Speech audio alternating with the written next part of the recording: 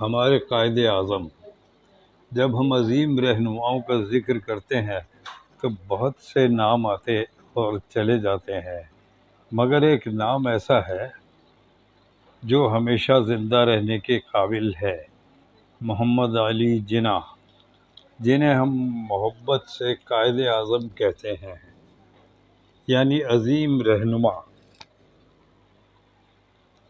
وہ قیادت لے کر پیدا نہیں ہوئے تھے، بلکہ اپنے کردار، سچائی اور عزم مصمم سے قائد بنے۔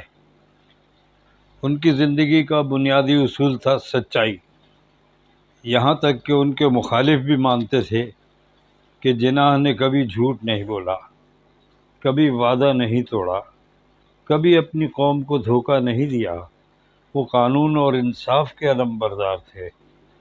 قائد بننے سے پہلے وہ ایک ممتاز وکیل تھے جو سمجھتے تھے کہ انصاف سب کے لیے برابر ہونا چاہیے۔ انہوں نے فرمایا تھا، کوئی قوم اس وقت تک بلندی پر نہیں پہنچ سکتی جب تک اس کی عورتیں مردوں کے شانہ بشانہ نہ ہوں۔ یہ تھی ان کی سوچ، ایک ایسی قوم کی تعمیر جو نفرت نہیں، انصاف اور اتحاد پر قائم ہو۔ قائد اعظم کا عزم گویا فولاد سے زیادہ مضبوط تھا۔ وہ اس وقت ڈٹے رہے جب سب تھک گئے، وہ آگے بڑھتے رہے جب باقی لوگ رک گئے۔ جب دنیا نے کہا پاکستان ناممکن ہے تو انہوں نے مسکرا کر کہا، ناممکن صرف بے وقوفوں کی لغت میں ہوتا ہے۔ ان کا نظم و ضبط بے مثال تھا۔ زندگی کا ہر لمحہ متوازن اور بامقصد گزرتا تھا۔ وہ وقت، اصول اور سچائی کے پابند تھے، اور دوسروں سے بھی یہی توقع رکھتے تھے۔ سیاست اور قانون سے ہٹ کر جناح ایک باوقار انسان تھے۔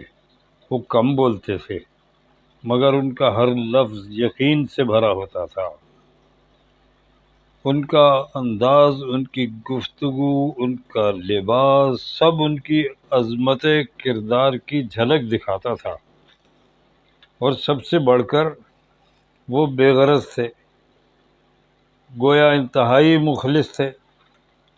انہوں نے اپنی صحت، سکون اور دولت قربان کر دی صرف ایک خواب کے لیے، بر صغیر کے مسلمانوں کے لیے ایک آزاد وطن، یعنی پاکستان۔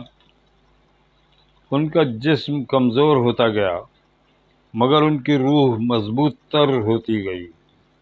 ان کی خاموشی میں طاقت تھی، ان کی جد و جہد میں قربانی، اور ان کی موت میں ایک دائمی زندگی تھی۔ آج جب ہم قیادت کی بات کرتے ہیں تو ہمیں خود سے پوچھنا چاہیے، کیا ہم ان کے اصولوں پر چل رہے ہیں؟ کیا ہم ان کے نظم، سچائی اور انصاف کی قدر کرتے ہیں؟ کیونکہ قائد اعظم کو اصل خراج تحسین الفاظ سے نہیں، کردار سے دیا جاتا ہے۔ انہوں نے ہمیں اللہ تعالیٰ کی مدد سے ایک ملک دیا، اب ہماری باری ہے کہ ہم اسے کردار دیں۔